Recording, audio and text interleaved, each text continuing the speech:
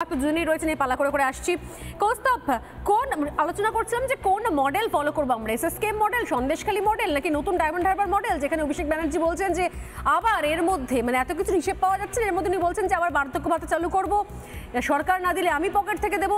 কিন্তু আসলে মানুষ ফলো করবে কি? কিছুক্ষণ আগে আমরা এসএসকেএম নিয়ে আলোচনা করছিলাম, চিকিৎসকরা পর্যন্ত এডি স্ক্যানারে চলে আসছে। শুধু বাবা নয়, এখন থেকে বলছে দাদা, বাড়িতে আনুন শুধুই লাল বাবা। লাল বাবা রাইস, স্বাদ ও স্বাস্থ্য একসাথে পাবেন শুধুমাত্র লাল বাবাতে। যা খবর পাচ্ছি আমরা, এরপর মানুষ কোথায় ভরসা করবে? দলদাস পুলিশের পরে বা দলদাস চিকিৎসকেরা? এমন কোন অসহায়তা থাকতে পারে যার জন্য তারা কি জেনে না জেনে, জ্ঞানে অজ্ঞানে এই এত বড় দুর্নীতি, এতগুলো র্যাকেট, এতগুলো দুর্নীতির নেক্সাস সবকিছু পার্ট হয়ে যাচ্ছেন না?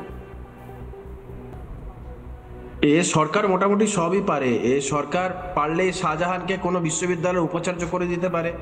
আর স্বর্ণালী, যেটা তুমি বললে আমি শুনিনি নিজে কানে, অভিষেক বন্দ্যোপাধ্যায় যদি এই কথা বলে থাকে যে বার্ধক্য ভাতা সরকার যদি না দেয় সে আমি দেব, তার মানে ভেবে দেখো কত টাকা আছে, এই টাকার উৎসটা কি? এটাই তো বাংলার মানুষ বারংবার প্রশ্ন করছে।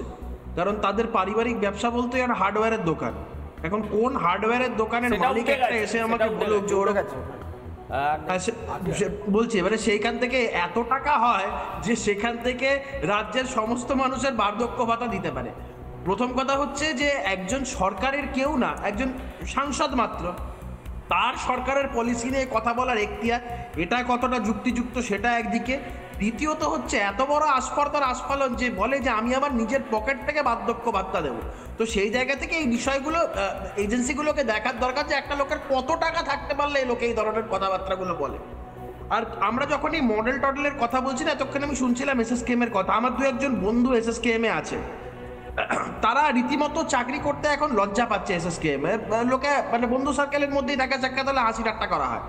তো তাদেরকে বলা হয় যে তোদের ওখানেই তো সব কিছু। ইনফ্যাক্ট বেশ কিছু ডাক্তারবাবুরা যারা এসএসকেএম এ চাকরি করে, তারা নিজেদের প্রতিষ্ঠানে যে চাকরি করে সেটা এখন বলতে লজ্জা পায়।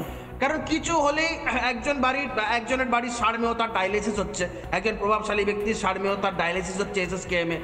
কেউ কিছু হলেই কোথাও শরীরের নিম্ন অঙ্গের কিছু হলে সেখানেও সে ভর্তি হয়ে যাচ্ছে এসএসকেএম এ। কারোর মাথার কিছু হলে সে ভর্তি হয়ে যাচ্ছে, সিবিআই ইডি আসলে বুকে ব্যথা হলে সেও এসএসকেএম এ ভর্তি হয়ে যাচ্ছে, যা কিছু হোক না কেন এসএসকেএম এ ভর্তি হয়ে যাচ্ছে। তো এই যে এসএসকেএমটাকে এই যে কালিমালিপ্ত করা, এই কালিমালিপ্ত করার বিষয়টা যে ডাক্তারবাবুরা খুব ভালোভাবে দেখছে এমন বিষয়টা নয়। সুবিধাই বা কোথায় পাওয়া যাবে? কারোর গলা দিয়ে আওয়াজ বেরোচ্ছে না, তার ট্রিটমেন্ট চলছে কার্ডিওলজি ডিপার্টমেন্টে, আমি একটা ভালো চিকিৎসা বলবো, কার্ডিওলজি ডিপার্টমেন্টে।